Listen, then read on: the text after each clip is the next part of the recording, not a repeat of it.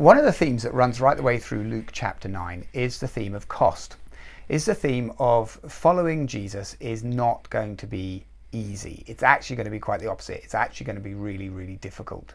And it comes up in all sorts of ways and then climaxes with the story in sentences 57 to 62. I just want to read it to us because I think it almost speaks for itself. It's a description of what following Jesus is like and is not like. It says this: "As they were walking along the road, a man said to him, 'I will follow you wherever you go.' Jesus replied, 'Foxes have dens and birds have nests, but the Son of Man has nowhere to lay his head.' He said to another man, 'Follow me.' But he replied, 'Lord, let me first go and bury my father.' Jesus said to him, 'Let the dead bury their own dead, but you go and proclaim the kingdom of God.'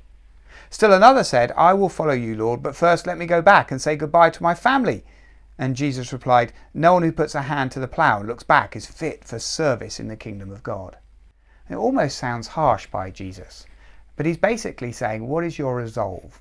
What is your level of commitment to follow me? It's not that he's disparaging of family or he doesn't agree with the dignity that needs to be given at burials and funerals. It's not about that.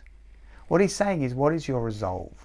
What is your level of commitment first and foremost to me? Would you be willing actually to give up your home to follow me? He says, "I have no home. If you follow me, you'll have nowhere to lay your head."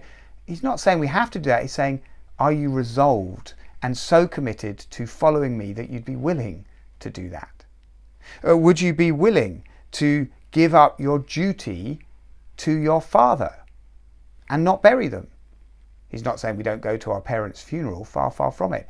But he's saying, what is your resolve? What is your level of absolute wholehearted commitment to me? And thirdly and finally, he's saying, would you be willing to give up your preference, your desire to want to say goodbye to family? Would you actually sacrifice that if I asked you to follow me and never turn back again to see your family or your career and give it all for me? It's a question of resolve.